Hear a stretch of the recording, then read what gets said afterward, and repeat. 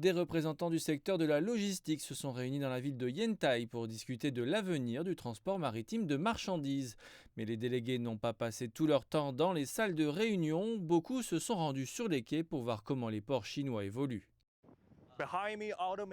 Derrière moi, des véhicules autonomes transportent des matériaux de construction destinés à l'exportation sans aucune intervention humaine. Ces technologies ont attiré à Yantai des responsables portuaires et des représentants du secteur venus du monde entier.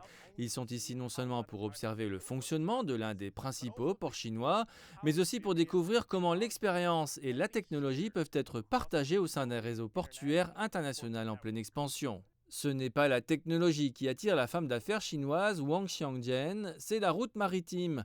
Son entreprise exporte des camions chinois vers la Guinée. Depuis 2024, elle utilise le service maritime dédié via Yantai.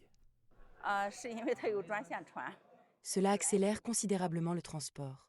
Les navires acheminent la bauxite de la Guinée vers la Chine, puis ramènent en Guinée des matériaux de construction, des équipements d'infrastructure et des engins de chantier chinois.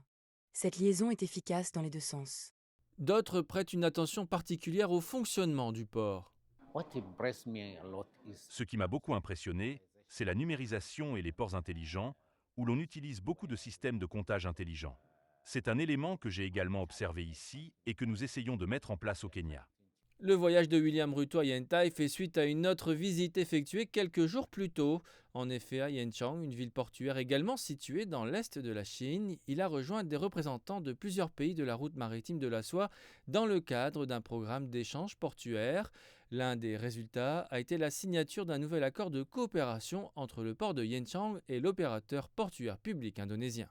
Nous avons officiellement signé un accord de coopération portuaire amicale avec Indonesia Port Corporation.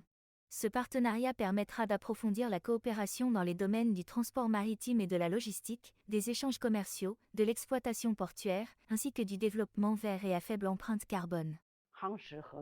Pour bon nombre de délégués étrangers, cette visite vise autant à nouer des liens qu'à faciliter le transport de marchandises.